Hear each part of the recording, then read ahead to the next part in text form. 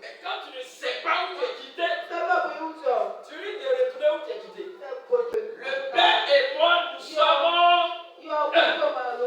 Ma prière que tu sois un avec ton Père. Et ma prière, c'est que tu sois un avec le Père. Que tu sois un avec ton Père.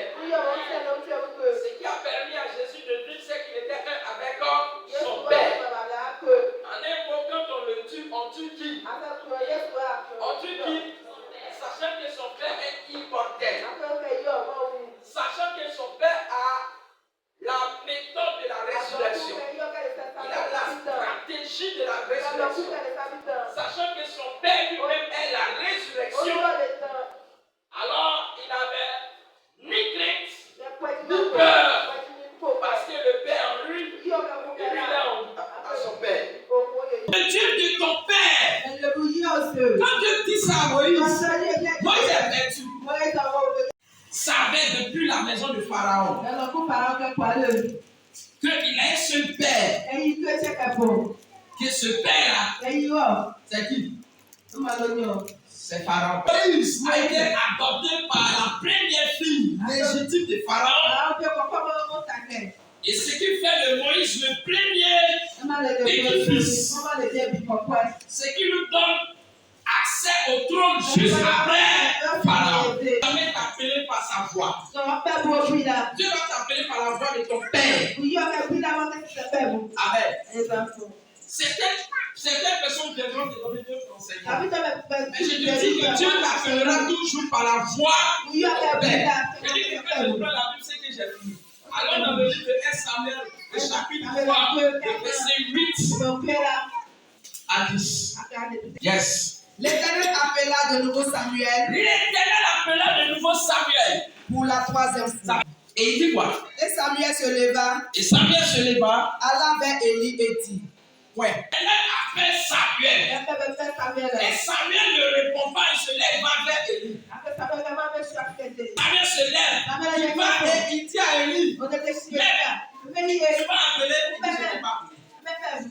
Le tout va te toucher. Dieu appelle Samuel encore. Samuel. Il dit, ça va, pardon. Mais je suis là, il dit, je t'ai pas appelé. Samuel est au temple. Il va au temple. Et la maison missionnaire est juste à côté. Et donc, quand Samuel est au temple, il offrit à la maison, il entend la voix. Sauf que ce n'est pas lui qui appelle Samuel. C'est Dieu qui appelle Samuel. Mais Samuel entend la voix de qui? Samuel entend la voix de Isaac pouvait dire à Jacob. La voix que j'entends est la voix de Jacob. La main que je touche sont les mains d'Ésaü. Vous ne trouvez pas ça paradoxal? La voix que j'entends, c'est la voix de Jacob. Mais la main que je touche, c'est la main d'Ésaü. À la rencontre avec Ésaü, Dieu vient à la rencontre de Jacob.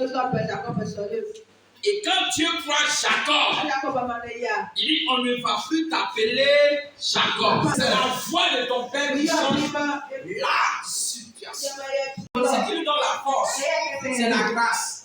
Mais qu'est-ce qui provoque cette grâce? C'est la voix de son Père. L'onction d'ordination. Vous devenez roi dans la main de qui? Samuel. Mais il ne prend pas Samuel comme son père. Il prend Samuel comme son pasteur. Il se lève comme les Israélites et les pharisiens. Et Samuel est là. Et Ésaü envoie ses soldats aller appeler Samuel. Par Saül. Appeler Samuel. Et Samuel a dit, dis à l'armée de ne pas combattre. Que je viendrai demain à 15 heures. Et quand je vais venir, il va venir faire un don.